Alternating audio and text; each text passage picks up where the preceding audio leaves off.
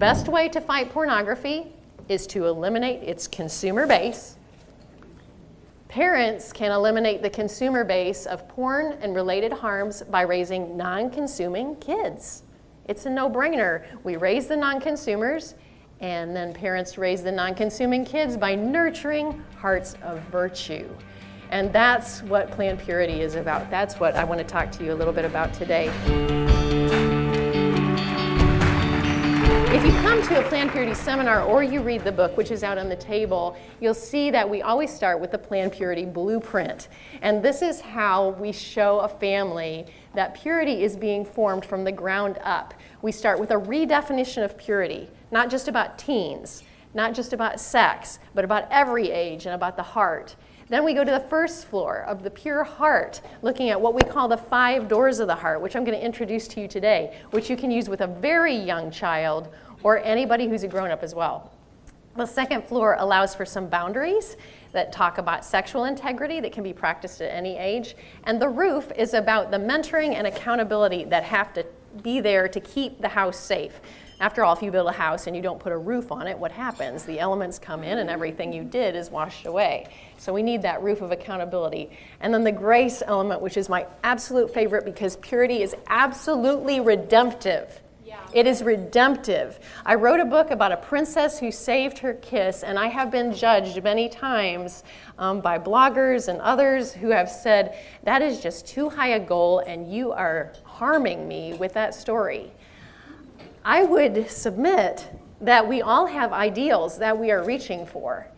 Life is not necessarily perfect, though. And as we walk from day to day, we're going to have ups and downs, but we still need an ideal to shoot for. We believe that you can legislate against obscenity, but what we really need are hearts of virtue. And that's easiest when a parent starts with a child. We need individual transformation. Individual people taking responsibility for their hearts. And this is what I love about the 5 doors portion of what we teach.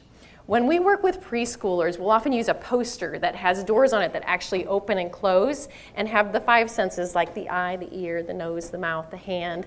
And as we talk about these 5 doors of the heart, we talk about how you have a physical eye that you have to guard from bright light and things that could hurt the eye. I'll often use a pair of sunglasses and talk about the sunglasses. But then I'll ask, but what about if your eye is a door to your heart? Then what do you have to look out for? And it's amazing. Even the youngest children will say there are certain bad pictures. They'll say there are certain things that they shouldn't look at.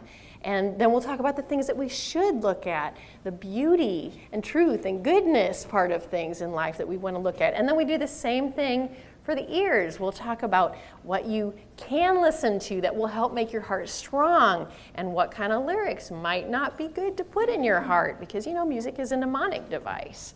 We use it for a lot of purposes. And what do we want in our hearts? What do we not want in our hearts? Again, I'm forgetting to click. I'm having so much fun talking. Look at me go.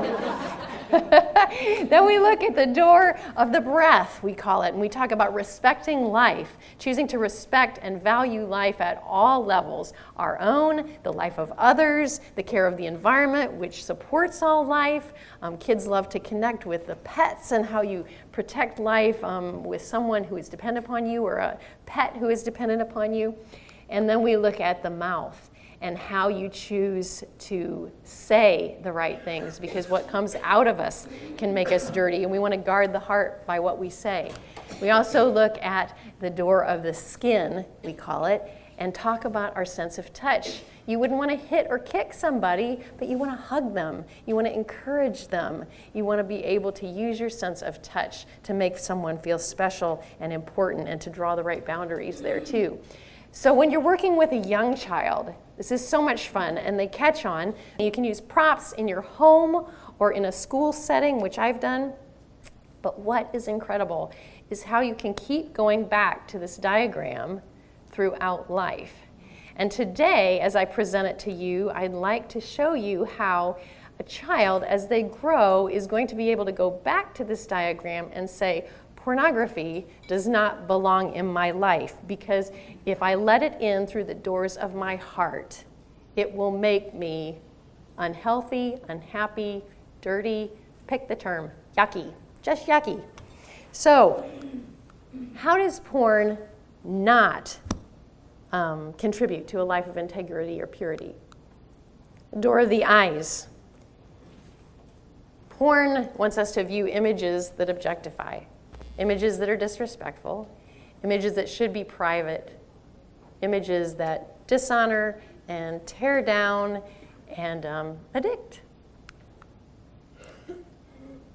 When we support advertising, music, or reading material that's inappropriately explicit, we support the things that inform the porn industry. We can make better choices to honor ourselves, to honor others, and to support the creative work that's being done out there that's lifting up and inspiring instead. When we think about breath and valuing life, that seems obvious, doesn't it? Reducing men or women to objects or something saleable makes it clear that pornography is not going to contribute to a healthy, clean heart. When you look at the mouth, you think of speaking of sex in cheap terms, or you think of how we speak to each other, how we use names, like we were talking about even last night, the word slut, or some of the name calling that's done to trafficked victims who deserve better, who need to know their value, need to know that they're loved and they have much worth. And then the sense of touch.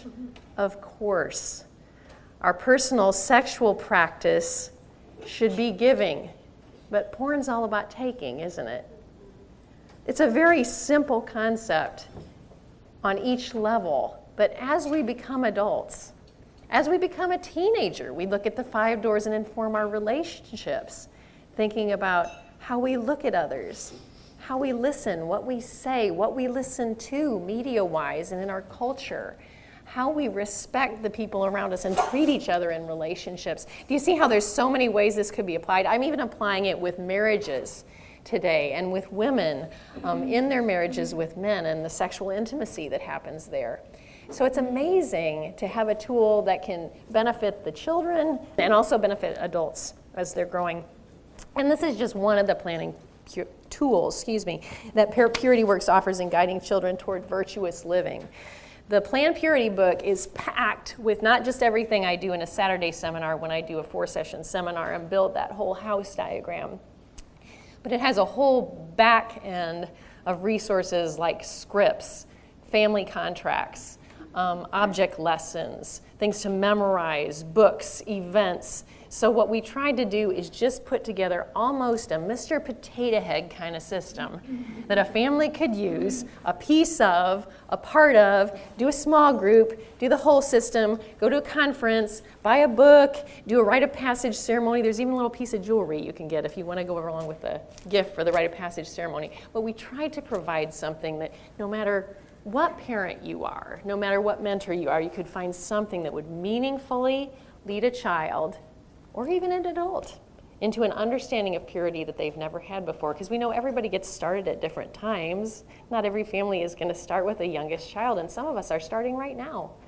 So hopefully there's enough for you to choose from there to be able to find something to be helpful to you. And certainly we are all about partnering with other organizations and their materials as well. Dana Gresh is doing great things with Pure Freedom, and Christopher West, Jason Everett, their material is amazing. I could just refer you to so many people with so much good stuff. In closing, I'd like to just say that parents have power. Parents can play the most important role against pornography and exploitation by nurturing hearts of virtue in their children. That is my strong belief at Purity Works, that we as parents have the power to raise the next generation to understand, fight, and avoid porn. And we're here to encourage, equip, and empower parents to do just that. I'd love to talk with you more anytime about that today, or visit our website at purityworks.org and make yourself at home right there. Thanks for having me today. Good to be with you.